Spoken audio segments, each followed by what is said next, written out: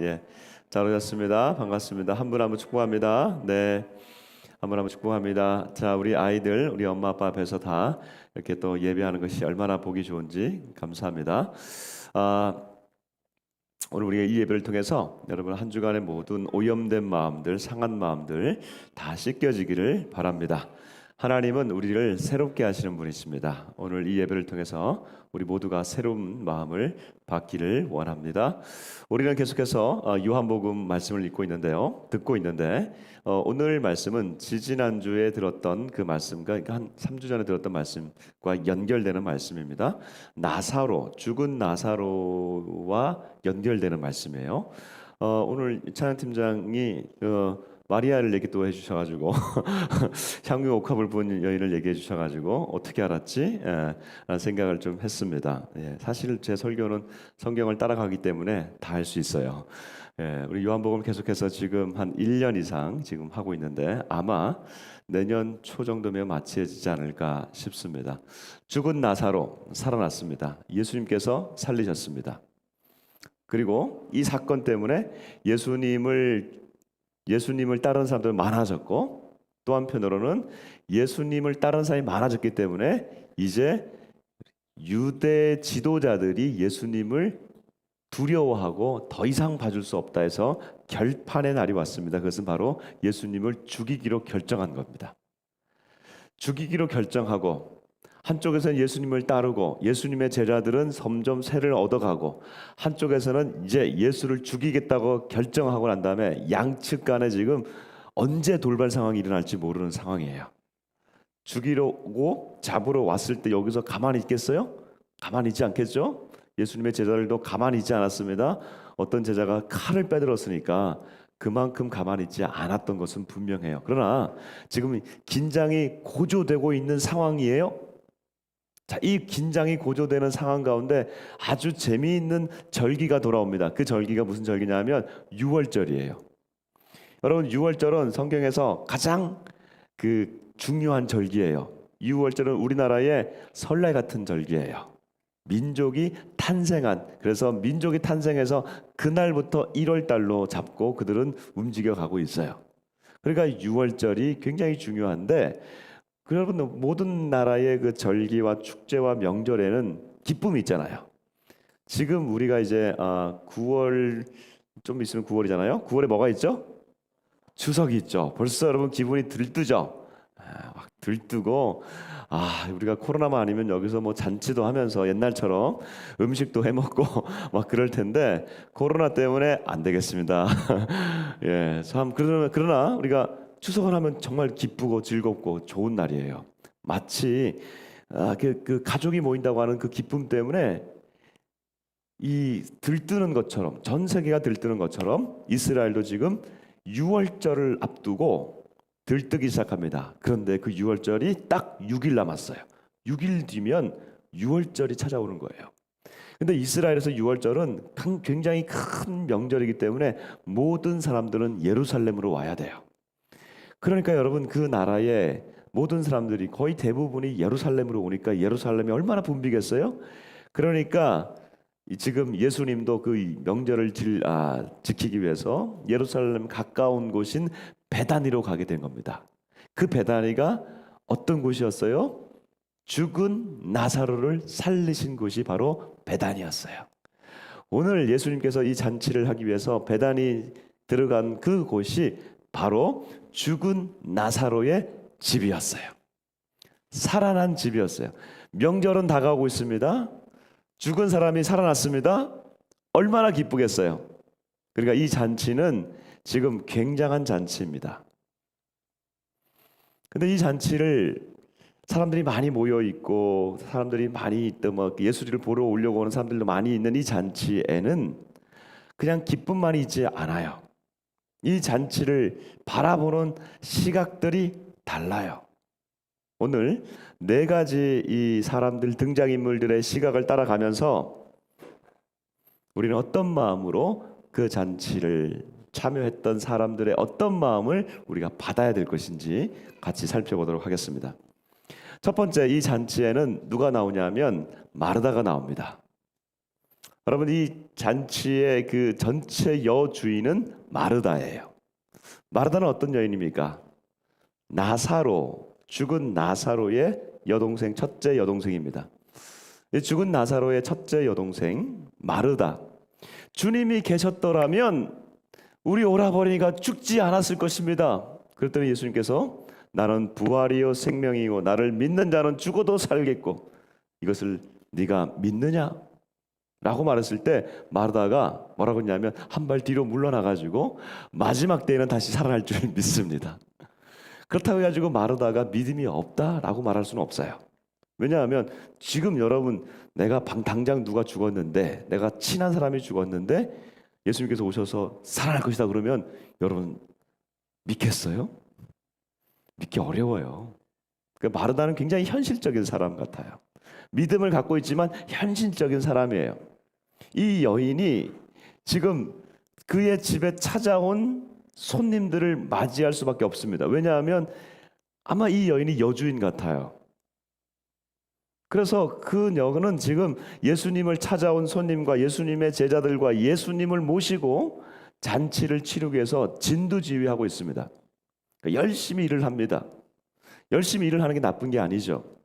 소위 우리는 교회에서 이렇게 분류합니다. 마르다와 마리아 형이 있다. 어떤 이들은 마르다. 마르다는 누구예요? 교회에서 일을 열심히 먼저 우선순위를 두고 하는 사람. 또 마리아는 어떤 사람이에요? 마리아는 영적인 일에 좀 더 관심을 가지고 일에는 소홀히 하는 사람. 그래서 마르다와 마리아를 가릅니다. 뭐 그렇게 가를 수도 있겠죠. 그러나 이것은 개인의 특성이라기보다는 그가 그 자리에 맡은 역할 때문에 그럴 가능성이 많아요. 만일 지금 마르다가 이 역할을 못하면 이 잔치 어떻게 할 거예요? 사람들은 찾아왔어요. 예수님은 찾아왔어요. 그리고 예수님의 제자들도 있어요. 마르다는 지금 그가 여주인이에요. 그가 지금 일을 하지 않으면 이 잔치가 어떻게 되겠어요? 그래서 마르다는 최선을 다해서 일을 하는 겁니다. 지금 현재의 잔치를 위해서 일하는 거예요. 자, 그럼 우리는 어떻게 이 마르다를 바라봐야 될까요? 마르다를 좋게 봐야 될까요? 나쁘게 봐야 될까요? 그냥 그저 그렇게 봐야 될까요? 우리가 한 사람의 잔치를 참여하는 사람들의 시각을 본다 그랬죠? 그러면 우리가 평가를 해야 되잖아요. 어떤 기준을 가지고 마르다를 평가해야 될까? 제가 볼 때 지금 평가할 수 있는 기준이 별로 없어요. 마르다는 지금 현재 일에 최선을 다해서 지금 잔치를 준비하고 있어요. 이걸 좋다 나쁘다 말할 수 없어요. 두 번째 시각을 함께 가진 사람을 같이 보면서 마르다까지 한번 평가 한번 해봅시다. 두 번째 사람은 누구냐? 이 잔치에 참여하고 있는 한 개인이 있습니다. 여러분 본문에 보면 이 잔치에 참여하고 있는 한 사람이 있는데 그 사람이 누굴까요? 나사로예요. 여러분, 죽은 나사로가 이 잔치에 참여하고 있어요? 그게 얼마나 기쁘겠어요. 근데 성경은 나사로에 대해서 얘기해 주지 않아요. 나사로가 무슨 말을 했는지, 나사로가 어떤 사람인지 성경은 말해주지 않아요. 그냥 나사로에 대해서만 얘기해 줘요. 그가 죽었더라. 예수님과 친하더라. 나사로야 나오라 하니까 베옷을 입고 동여 매고 나왔다. 요거밖에 없어요. 오늘 본문에도 나사로에 대해서는 얘기가 단 하나밖에 없어요. 죽었던 나사로가 그 잔치에 참여했더라.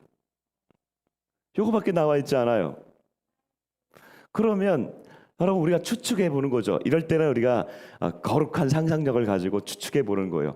도대체 나사로는 어떤 마음이었을까? 어떤 마음으로 지금 이 잔치에 참여하고 있는 걸까? 여러분 우리가 이것 때문에 막 골머리를 앓을 필요가 없어요. 왜냐하면 너무나 단순해요. 이거는 보나마나 그가 며칠 전에 죽었다가 며칠 후에 다시 살아난 사람, 살아난 지 얼마 안 돼요 지금. 그런데 그를 살리신 예수님이 그를 떠났다가 다시 그의 집으로 왔으니 잔치를 벌려야 되지 않겠어요? 동생에게 잔치를 준비하라.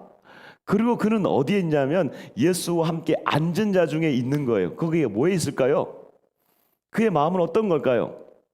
그의 마음은 아마 너무나 기쁠 거예요. 야, 내가 꿈이냐 생시냐? 야, 나 좀 더 꼬집어 봐라. 정말 내가 지금 살아있는 거 맞냐? 저분이 나를 살린 분 맞냐? 얼마나 기쁜지. 예수님의 제자들과 함께 예수님의 앉은 자 중에 있다고 하니까 아마 그 중에 예수님께서 지금 말씀하고 있는지도 모르겠어요. 예수님은 이 식사를 통해서 많은 대화를 하셨고 가르침을 주셨거든요. 그러니까 지금 이 나사로도 그 중에 앉으면서 예수님의 말씀을 한마디라도 더 받으려고. 그리고 제가 지난번에 그 전승을 얘기했습니다만 죽은 나사로가 끝에 그가 이 베다니에서 죽지 않고 어디서 죽었다 그랬어요? 구부로라온 섬까지 가서 죽었다는 전승이 있다고 그랬잖아요. 그의 삶은 바뀌었을 거예요. 그러니까 내가 남은 삶을 어떻게 살아야 될 것인가 라는 생각을 하면서 지금 예수님의 이 그 말씀을 지금 듣고 있는 그 자리에 있어요.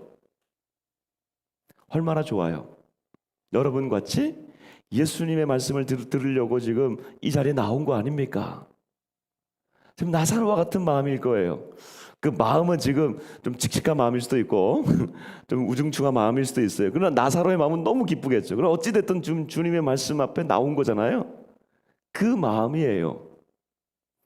그런데 성경은 나사로에 대해서도 마르다에 대해서도 평가하지 않아요. 그러면 우리가 무슨 기준으로 평가해야 될까? 여러분, 이 사람들의 행동들을 평가하려면 기준이 있어야 되잖아요. 왜 이들은 이렇게 했을까가 아니라 평가의 기준은 이것입니다. 주님은 어떻게 보시는가? 주님의 마음은 무엇인가? 지금 주님이 마르다의 이 아름다운 헌신을 또는 이 나사로의 그 기쁜 마음과 지금 참여하고 싶은 그 마음, 이것에 대해서 얘기하지 않으세요.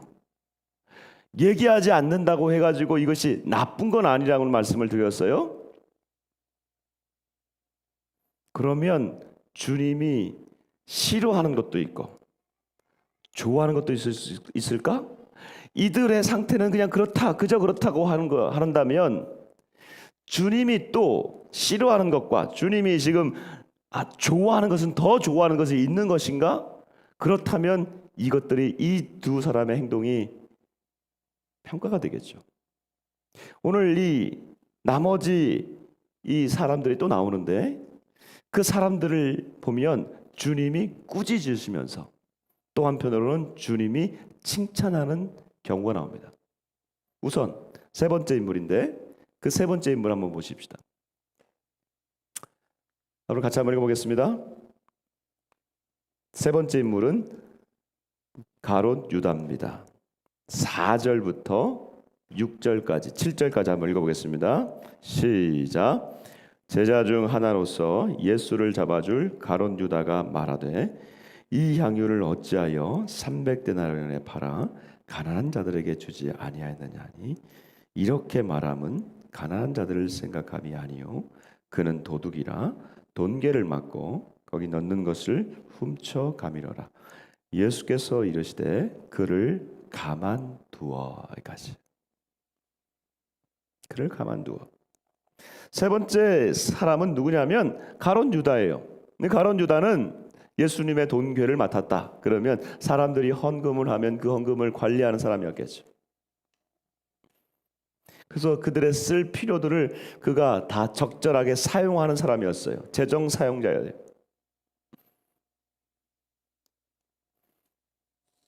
그가 마리아가 향유를 부으니까 그 향유의 그 가치가 엄청난 것을 보면서 그가 이렇게 말합니다. 왜 이렇게 쓸데없이 허비하느냐? 이것을 팔아서 가난한 자들에게 주어서 가난한 자들을 위해서 썼다면 이것보다 더 효율적이지 않겠느냐라고 말하는 거죠. 우리는 가롯 유다 하면 일단 부정적인 생각이 딱 들어요. 제가 뭘 하겠어? 이런 생각이 들잖아요. 그렇죠? 왜냐하면 우리는 알잖아요. 가룟 유다가 예수님을 팔았다는 것, 가룟 유다가 예수님을 배반했다는 것 알잖아요. 그래서 부정적인 생각이 들어요. 그런데 가룟 유다의 이 얘기는 사실 그 선입견을 없애버리면 매우 합리적이고 실용적이고 효율적이에요. 왜 이것을 한 사람에게 붓냐 이거죠. 이것을 팔면은 훨씬 더 많은 사람들, 특별히 그가 내세우고 있는 그 명분이 누구냐면 가난한 자들이에요. 여러분, 가난한 자들은요, 세계 어디서나 동서고금이나 고대나 역지금이나 어느 시대에나 가난한 자들을 위해서 무슨 일을 한다 그러면 칭찬받습니다. 약자들을 위해서 무슨 일을 한다, 헌신한다 그러면 칭찬받습니다. 성경에서도, 구약 성경에서도 가난한 자들, 약한 사람들, 어려운 사람들을 도우라고 말하고 있어요. 그럼 어디 가서나 보편적인 기준인 거예요. 근데 주님이 지금 이 가룟 유다의 이 속마음 이전에 가만두어라. 가난한 자들은 항상 너희와 함께 있다. 이 얘기는 뭐예요?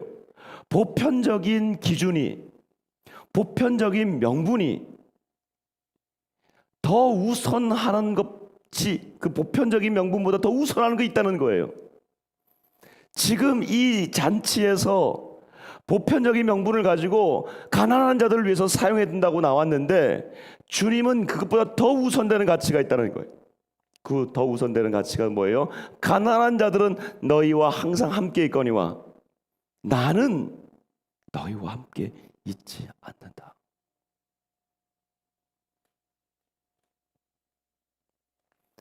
주님이 지금 말씀하시는 것, 예수님이 지금 바라보시는 기준이 어디에 있는 거예요? 우리가 소위 말해서 이런 보편적인 기준들, 보편적인 명분들을 가지고 우리가 주님을 바라보거나 신앙생활을 하거나 그럴 수 있습니다. 교회가 사랑이 없다라고 평가할 때 그 보편적인 기준을 얘기할 수 있어요. 그러나 그 보편적이고 누구나 다 따르는 그 아름다운 사랑 이면에 주님이 스탑! 예수님께서 여기까지야. 이것보다 더 중요한 것이 있어. 그것이 바로 나야. 사랑을 할 수 있는 근거도 그런 인류에도 무엇 때문에 가능하다는 거예요? 예수님 때문에 가능하다는 거예요. 예수님이 없으면 그것이 가능하지가 않다는 거예요. 더 나아가서 인류애를 얘기하고 사랑을 얘기하고 있지만 성경은 뭐라고 얘기하냐면 그가 돈을 맡은 자라 자기를 위해 사용하려 함이라. 우리가 조심해야 되는 것이 있는데 거룩한 명분을 내세우고 누구나 다 인정할 수 있는 명분을 내세우지만 그 명분 안에 무엇이 포함될 수 있냐면 자기의가 포함될 수 있다는 거예요. 자기 사랑이 포함될 수 있고 더 나아가서 자기 욕심이 그 안에 들어갈 수 있다는 거, 탐욕이 그 안에 들어갈 수 있다는 거예요. 이것은 교묘하게 표장되어 있습니다. 인간 안에 있는 이 탐욕과 인간 안에 있는 이 그 거짓된 속성이 좋은 명분을 내세우면서 거기서 그것을 끄집어내려고 하는 자기 사랑, 자기 애, 자기 욕심, 이것들이 있다는 거예요. 저는 사역하면서 그런 걸 많이 느껴요. 제 자신 안에도 그게 있음을 고백할 수밖에 없어요. 교묘하게 숨겨져 나올 때가 있어요. 우리가 조심해야 돼요. 이것이 정말 주님을 위한 것인가?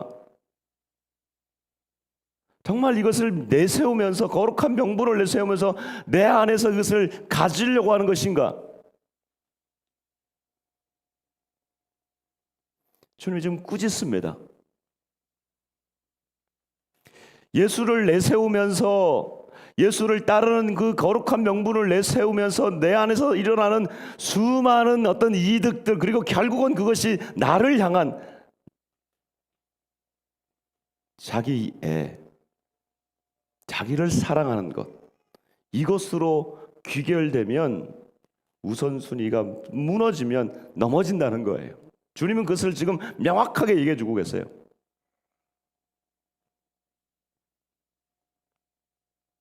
자, 그러면 우리가 마지막 남아있는 사람, 이 사람을 보지 않을 수가 없어요. 누굽니까? 마리아예요. 이 사람은 뭐 가룟 유다와는 전혀 다른 사람이고, 그의 언니 마르다와 그의 오빠 나사로와도 달리 행동합니다.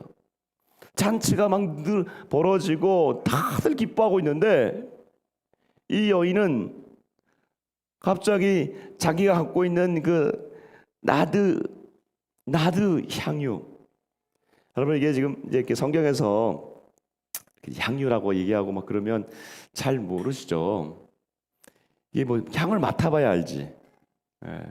제 방에 좀 이따 오세요. 제가 이 나드 향을 하나 사왔어요. 한번 맡아보세요. 여러분들은 별로 안 좋아할 향이에요. 오늘날로 말하면 중동에 가면 그런 향들이 많이 있는데, 그 중동 향이 우리한테 사실 잘 맞지는 않아요. 예. 그래서 그렇지만 그 당시 문화에서는 그 향이 굉장히 좋은 거예요. 무려 300데나리온이니까 굉장히 값어치가 있는 거죠. 여러분, 300데나리온 하니까 아, 그런가 보다 하는데, 한 데나리온이 한 사람의 일당입니다. 그러니 300데나리온 하면 거의 1년치 월급이에요. 한 3천만 원? 이걸 갑자기 이 여인이 와서 깨뜨리고 예수의 발에 붓고, 주로 이 향유는 신부가 자기의 결혼을 위해서 준비하는 거예요. 얼마나 귀한 겁니까? 자기의 인생의 배우자가 될 그 사람을 맞이하는 그 자리에서 그것을 깨뜨리는 거고, 그것을 사용하는 건데, 그 향유를 담은 옥합, 이렇게 있죠. 이 옥합을 깨뜨려서, 한 번 깨뜨리면 그 향을 담을 수가 없으니까 한 번 깨뜨리면 끝인 거예요. 근데 주님 그 열심히 지금 잔치를 하고 있는데 뜬금이 없잖아요. 갑자기 와가지고 예수의 발에 붓고, 그 발에 이 자기의 머리 털로 그 발을 지금 닦고 있으니 얼마나 지금 어색한 장면이에요. 마르다는 열심히 일을 하고 있고, 나사로는 예수의 말씀을 듣고 있고, 가룟 유다는 저쪽에서 예수에 대한 그 꾸짖음을 받는 그런 행동을 했습니다만, 마리아는 달라요. 마리아는 왜 그 예수님의 이 발을 자기의 그 향유로 머리털로 지금 닦고 있는 것일까요? 예수님이 말씀하십니다. 그를 가만두어 나의 장래할 나를 위하여 그것을 간직하게 하라. 여러분, 이 다른 복음서에서는 뭐 다른 사건일 수도 있고, 비슷한 사건의 어떤 오역일 수도 있고, 다른 버전일 수도 있는데, 다른 사건에서는 뭐라고 그러냐면, 이 여인이 가는 이 행한 이 일을 이 복음이 전파되는 곳마다 가서 전하게 하라고 얘기하고 있어요. 이 일을 칭찬하고 계시는 거예요. 마르다의 일도 칭찬하지 않고 나사로의 일도 칭찬하지 않는데, 지금 주님은 이 여인의 이 행동을 칭찬하는 거예요. 마르다의 행동을 꾸짖지 않으셨습니다. 그냥 평범한 겁니다. 근데 주님은 지금 주님의 마음을 기쁘게 하고 칭찬받을 만한 한 일이 있다는 거예요. 그게 바로 마리아의 일이었다는 거예요.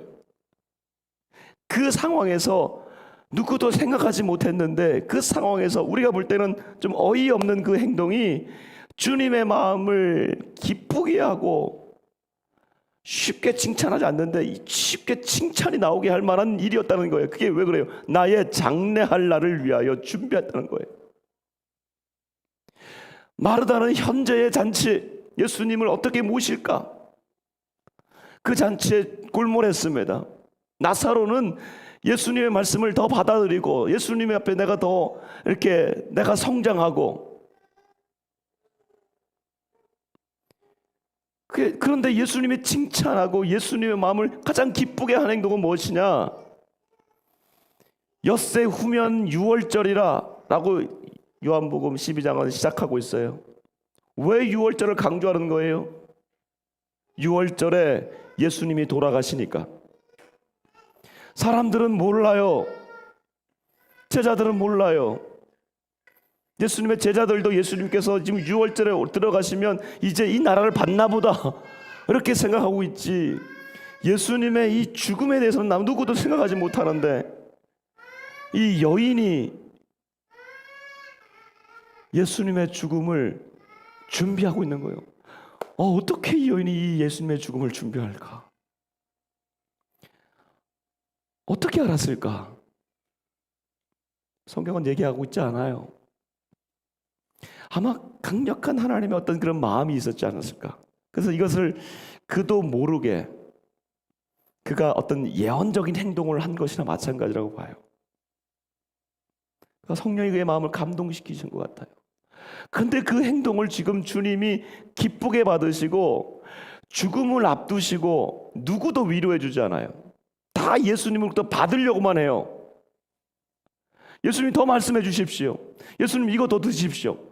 여러분, 우리가 죽음을 알고 있다면 6일 후에 죽는데 뭐가 그렇게 먹고 싶겠어요?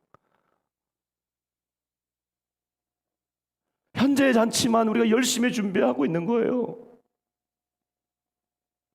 근데 주님의 마음 한켠에는 그가 죽을 날, 인간을 위하여 대신해서 죽을 그 날, 예수님 뭐 당연히 죽어야지 이겁니까? 그도 얼마나 힘들고 아파요. 아버지여, 이 잔을 내게서 옮겨 주십시오. 죽기 전날 그가 기도하지 않습니까?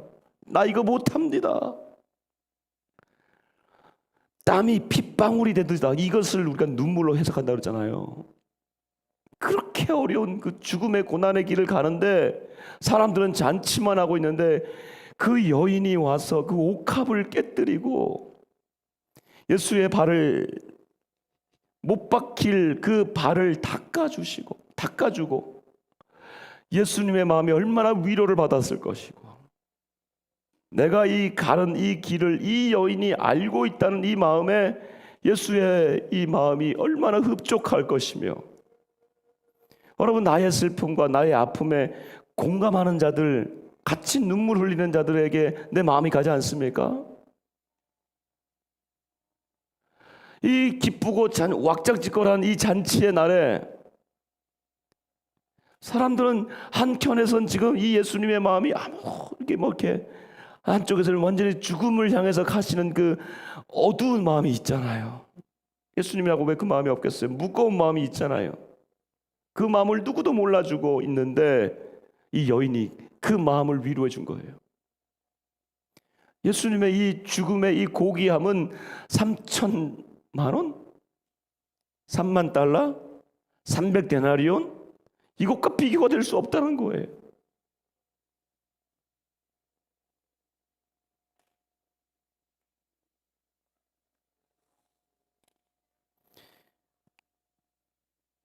예수님이 이를 말씀하십니다. 그것을 간직하게 하라. 그것을 간직하게 하라. 여기서 그것이 뭘까요? 그런 나의 장래할 날을 위하여 준비한 것이니 그것을 간직하게 하라. 그것 향유겠죠. 향유 좀 남겨놔서 내가 죽으면 사람 위에 바르는 게 향유를 바르거든요. 냄새 안 나게 그걸 좀 준비해라, 이것일 수도 있고, 또는 저는 이렇게 봅니다. 이 여인의 향유를 부은 행위를 간직하게 하는 거예요. 이 사건에서 예수님의 마음을 이렇게 만져주고 그 예수님의 그 흘리는 눈물을, 마음이 있는 그곳을 함께 동참하는 그 행위를 알게 하고 간직해서 알려라. 그럼 우리가 신앙생활을 합니다. 예수님을 믿고 예수님을 따라가는 신앙생활을 하는 것을 우리가 성도의 삶이라고 하고, 우리는 그 예배를 지금 그 행위로 우리가 예배를 드리고 있어요. 이 어려운 상황에서도 예배합니다. 예배하는 것 참 좋습니다. 그러나 여러분 어떤 신앙생활을 하고 있습니까? 예수님, 나를 만져주세요. 나를 살려주세요. 내 기도를 들어주세요. 이게 나쁜 게 아니에요. 마르다하고 나사로가 나쁘다고 하지 않았어요? 이렇게 신앙생활을 할 수 있습니다. 그러나 그 신앙생활이 자칫하면 가룟 유다의 신앙생활로 빠질 수 있어요. 그렇게 하다가 예수를 믿는 신앙 안에서 내 것을 취하는 자기 사랑으로 빠질 수가 있어요. 그런데 이 신앙보다 더 깊은 그리고 또 기쁜 신앙이 있다는 거예요. 예수님에게 칭찬받는 신앙이 있다는 거예요. 그것은 바로 주님의 마음에 있는 곳에 내 마음이 있는 거예요. 주님이 원하시는 그곳에 내가 들어가서 주님의 마음을 시원케 해드리는 거예요. 지금 마리아의 가 있는 곳은 주님의 마음이 있는 곳이었어요. 그것은 바로 엿새 뒤에 있을 주님의 십자가 그 상황이에요. 그렇다면 오늘날 우리에게 주시는 그 주님의 마음은 어디일까? 그리고 무엇일까? 그건 너무 추상적이잖아요. 주님의 마음을 주십시오. 어떻게 우리가 알 수 있어요? 성경의 근거에서 한 3가지로 정리해 봤습니다. 첫 번째로는 지금 왜 주님이 그 십자가로 가시는, 그럼 나 싫으면 안 가면 되지. 그렇잖아요. 싫으면 그렇게 싫으면 안 돌아가시면 되지. 이럴 수 있나요? 뭐 이렇게 사람을 이렇게 힘들게 해요, 사람들. 그럴 수 없잖아요. 주님이 왜 힘들어도 그 십자가의 자리로, 죽음의 자리로 가시는 겁니까? 바로 죄인된 모든 인간들을 위해서. 죄인된 인간들이에요. 지금 예수님의 제자들이 아니에요. 나사로와 마르다와 마리아, 가룟 유다만을 위한 게 아니에요. 유대 민족, 자기를 죽이려고 하는 유대 민족 지도자들만을 위한 게 아니라고 했어요, 지난주에. 하나님의 모든 사람들 품으시려고 그 자리로 가는 거예요. 그 모든 사람들 다 누구예요? 죄인들이에요. 믿는 자들이 아니에요. 믿는 자들만이 아니라는 거예요. 주님의 마음은 오늘날 어디에 있느냐? 저와 여러분에게도 있지만 죄인된 인생들에게 있다는 거예요. 여러분, 이것을 우리가 주님의 마음이 있다는 것을 기억하면 우리의 삶의 태도가 좀 달라질 겁니다. 관계가 좀 달라질 수 있습니다. 왜냐하면 시각이 달라지니까. 나를 그렇게 힘들게 하고 나를 어렵게 하는 저 사람도 죄인입니까? 근데 그 죄인을 하나님이 지금 예수를 통해서 사랑하시는 겁니까?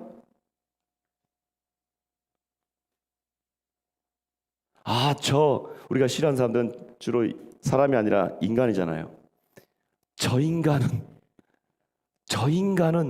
그거 더 나가면 이제 진짜 싫어하는 거고, 저 인간까지가 그러니까 우리 품을 수 있는 용어 같아요. 저 인간은, 근데 저 인간도 주님이 사랑하시는 죄인입니까? 우리 안에 이럴 수 있습니다. 하나님, 저 사람은 절대로 안 됩니다.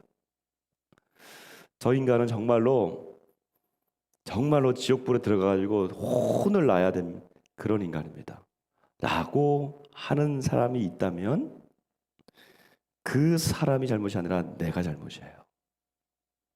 이게 하나님을 향한 하나님의 마음이 있는 곳에 내 마음을 두는 작업이에요. 그거는 내가 잘못도 있고 내가 상처가 너무 많아서 그래요. 그럴 때는 그 사람을 위해서 기도하는 게 아니라 나를 위해 기도해야 돼요. 하나님, 내가 여전히 부족합니다. 나를 살려주세요. 아픔을 치료해주세요. 하나님, 나를 살려주시고 그 죄인을 향하신 그 하나님의 마음이 내게 있게 해주십시오. 그렇게 우리가 세상을 바라봐야 돼요. 이 땅을 바라보면 그 시각을 그렇게 바라봐야 돼요. 이 주변 국가를 바라보는 시각을 그렇게 바라봐야 돼요. 여러분, 하나님 우리 대한민국을 사랑하십니까? 대한민국에 있는 나를 싫어하는 모든 인간들 하나님이 사랑하십니까? 왜 화면이 없어요? 여러분, 북한의 김정은 하나님이 사랑하십니까? 하나님 아벨을 사랑하십니까? 아니에요. 다 사랑하세요. 죄인을 구원하기 위해서 오셨다는 거예요. 이 땅을 하나님이 사랑하셔서 주님의 마음이 그 죄인들에게 있다는 거예요. 애끓는 마음이 있다는 거예요. 참 어렵습니다. 그러나 칭찬받는 신앙으로 나아가려면 주님 그 마음을 내게 주십시오. 그렇게 미워하다가도 기도하는 중에 그 마음을 받아요. 참 이 마음 받기 싫은데 하면 그게 마음이 와요. 기도하다 보면 그 마음이 와요.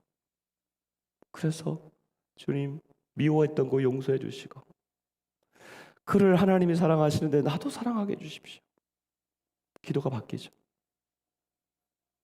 주님의 마음에 내가 합한 마음, 죄인을 사랑하시는 마음, 이것이 주님의 마음입니다. 두 번째, 주님의 마음이 있는 곳이 어딜까요? 주님이 약속하신 것을, 명령하신 것을 따라가면 돼요. 십자가는 이미 지시고 끝났어요. 근데 주님이 이 땅을 향해서 떠나시면서 약속하신 게 하나 있어요. 아니, 명령하신 게 하나 있어요. 그건 뭐예요? 너희는 모든 민족을 제자로 삼아 아버지와 아들과 성령의 이름으로 세례를 베풀고 내가 다시 올 때까지 복음을 전하라는 거예요. 이 명령을 우리에게 주셨어요. 이 마지막 명령은 주님의 마음이 담겨있는 명령이 아니겠어요? 주님의 마음이 담겨있는 그 명령은 그 주님의 마음이 이 시간이 지난다고 해서 뭐 2000년이 지났는데 여전히 주님이 그 마음을 가지고 계실까? 아니, 전 세계 이렇게 많은 사람들에게 교회가 세워지고 복음을 전하고 있는데 뭐 여전히 그걸 가지고 있을까? 아니죠. 갖고 있어요. 주님은 온 민족이 여전히 돌아오기를, 첫 번째는 그 죄인된 인간들을 향한 나의 시선을 바꾼다고 한다면, 두 번째는 그들을 구원하라고 하는, 열방을 향해서 나아가라고 하는 이 명령을 우리가 수행하는 그 자세를 바꾸라는 거예요. 여전히 어렵습니다. 2000년 동안 우리가 이 교회는 선교와 전도와 선교를 계속해서 감당하고 있습니다. 그런데 이렇게 코로나로 인해서 막혀 있는 적이 없는 것 같아요. 다 막혔어요. 그러나 우리가 여전히 할 수 있습니다. 기도할 수 있습니다. 후원할 수 있습니다. 계속해서 우리가 이 미디어 환경 가운데서 할 수 있습니다. 왜? 거기에 주님의 마음이 있기 때문에 어떠한 방법으로라도 우리가 이 주님의 마음에 동참하는 것이죠. 마리아의 옥합을 깨는 그 마음은 지금 예수의 장례를 준비했다면 주님이 말씀하신 그 명령에 우리의 옥합을 깨는 것이죠. 저희가 이번에 유튜브에 광고도 나왔습니다만은 선교사들을 우리가 도울 수가 없잖아요. 어떻게 갈 수도 없고 단기 선교도 못 간 지 2년째잖아요, 저희가. 그래서 생각해봤습니다. 우리가 가지는 못해도 가서 있거나 또 한국에 들어오신 우리 선교사님들을 위로하는 것이 주님의 마음에 동참하는 일이겠다 싶어서 우리가 그동안 갔다 왔던 선교지들 있지 않습니까? 일본, 이스라엘, 태국, 러시아 이 팀들을 중심으로 해서 그 선교사님들에게 영상을 보내려고 그래요. 그래서 각 팀에 속속됐던 분들, 한 번이라도 다녀왔던 분들은 그 선교사님들에게 여러분 집에서든지 같이 모여서든지 영상을 찍어주세요. 그래서 여러분들이 마음껏 그들을 축복해 주세요. 그럼 그것을 선교지에서 받고 있는 분들이 얼마나 기쁘겠어요. 이 시기는 위로가 필요한 시기예요. 따뜻한 말 한마디, 격려, 뭐 혹시라도 그 팀에서 선물을 준비할 수 있으면 좋고요. 그래서 그들을 축복하고 위로하고 이 어려운 시기를 건너갈 수 있도록 한다면 주님의 마음에 동참하는 것 아니겠습니까? 내가 할 수 없는데 그들이 하고 있는데 나의 작은 옥합을, 시간이라는 옥합을, 정성이라고 하는 옥합을 꼈을 때 주님이 기뻐하지 않으시겠어요? 세 번째 주님의 마음이 있는 것입니다. 이것입니다. 주님은 떠나시면서 볼지어다 내가 세상 끝날까지 너희와 항상 함께 있을 것이다. 그리고 내가 속히 오리라. 주님이 죽으심을 준비했던 마리아는 그 마리아의 행동을 천국 복음이 전파되는 곳까지 이것을 전하라고 하시는 말씀은 이 행위가 주님의 마음이 있는 것을 전하라고 하는 것이기 때문에 여러분, 주님이 이 땅을 떠나시면서 말씀하시고 우리에게 지금 부탁하고 있는 말씀은 뭐예요? 내가 반드시 다시 올 것이다. 2000년이 지났는데 뭐가 와요? 그렇게 하지 말라는 거예요. 1년 전에도 제가 이 5 처녀에 대해서 말씀을 드려요. 설교를 했어요. 1년이 지났는데 아직 안 오셨어요, 예수님. 1년 전이나 지금은 동일한 말씀을 또 들어요? 더 들어야 돼요. 지금도 그렇고 내년에도 그렇고 내후년에도 안 오실 수 있어요. 그러나 우리는 주님이 오실 것 같은 그 마음을 가지고 있어야 돼요. 왜냐하면 약속하셨기 때문에. 주님이 다시 오실 것이라고 하는 이 약속을 믿는 마음은 우리의 삶을 바꿉니다. 더 가지려고 하지 않고, 더 움켜쥐려고 하지 않고, 세상의 어떤 기반보다는 하늘나라의 기반, 그리고 주님이 왔을 때 칭찬받을 수 있다는 거예요. 10 처녀 중에 기름을 준비한 5 처녀는 칭찬받았고 주인의 잔치에 참여하라고 말씀하셨지만 기름 준비하지 않은 5 처녀는 내가 너희를 알지 못하노라 떨어뜨려 버리는 그 사건 가운데 우리가 있는 거예요. 주님이 다시 오시면 어떻게 해야 돼요? 이것을 믿는다면 나의 삶의 정리가 되고 우선순위가 분명하게지고. 여러분, 우리 주님 다시 오십니다. 우리 주님 다시 오시면 우리에게 물을 것입니다. 네가 나의 오는 것을 기다리고 준비하였느냐?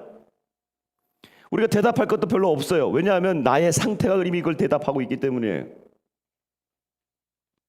주님이 다시 오신다는 것은 우리가 기다리는 그 마음, 그런 정결함으로 우리가 나아가게 될 것이고 방탕하지 않을 것이고 내 몸을 정결하게 할 것이고.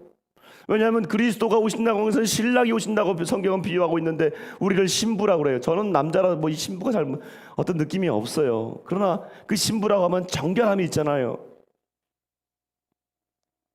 이게 그리스도의 신부라고 하는 것은 정결함, 순결함, 깨끗함, 나 자신을 주변을 정리하는 복잡한 관계가 아니라 그분만을 바라보는 관계. 그래서 이 관계를 결혼의 순결함으로 보는 거예요. 나 자신을 정결하게 하는 이 상태에서 우리가 주님을 만난다는 거예요. 기다리고 있느냐? 제 그 둘째가 군대 가 있잖아요. 2번째 휴가 나올 때 애가 나온다고 하니까 마음이 그렇게 좋더라고요. 그래서 제가 집에서 집안 청소를 다 제가 하고, 제가 했어요. 제가 하고 그 다음에 주변에 있는 그 나가서 이 야생 꽃들을 꺾어가지고 꽃병을 만들어서 개방에다 탁 놨어요. 왜냐하면 얘가 오는데 집에 왔는데 그 야전병이 거기 얼마나 그 산속에서 얼마나 그래요 걔가. 그래서 거기서 와가지고 집에 왔을 때 꽃을 보고 얼마나 기쁘겠어요.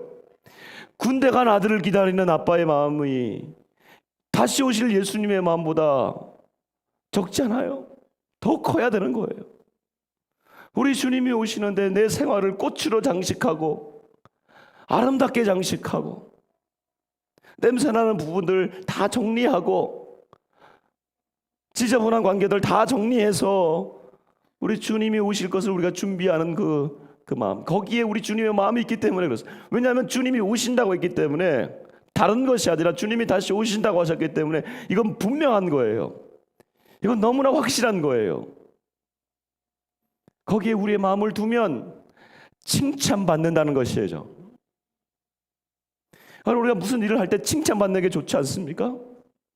그냥 당연한 거 말고 칭찬받는 그 일, 주님의 마음이 있는 그 일, 거기에 내 어떤 상태, 일이 중요한 게 아니라 내 상태가 더 중요하거든요. 그 상태가 되면 일이 일어나거든요. 오늘 마리아의 이 헌신을 봅니다. 마리아의 그 헌신은 주님이 정말 그 아파하시는 그 마음에 그녀가 들어간 거예요. 이게 여인의 마음일 수도 있겠어요. 어미의 마음일 수도 있겠어요. 남자들은 조금 무뎌서 이런 거 잘 못할 때가 많잖아요. 예수님의 제자들 중에서 이거 한 사람이 없어요. 다 남자라 그래요. 좀 무뎌요. 남자는 한번 깨져야 돌아와요. 베드로 다 깨지고 12제자 다 깨졌다 돌아오잖아요. 여인은 순전하잖아요.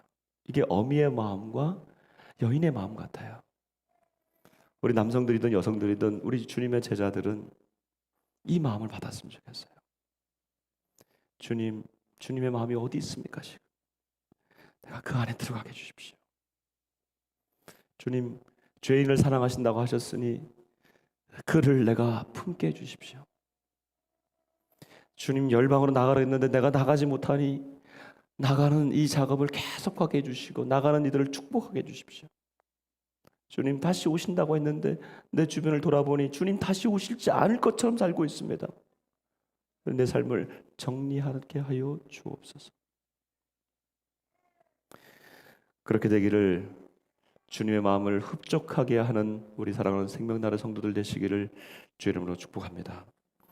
이 시간 우리 같이 찬양하십시다. 주의 옷자락 만지며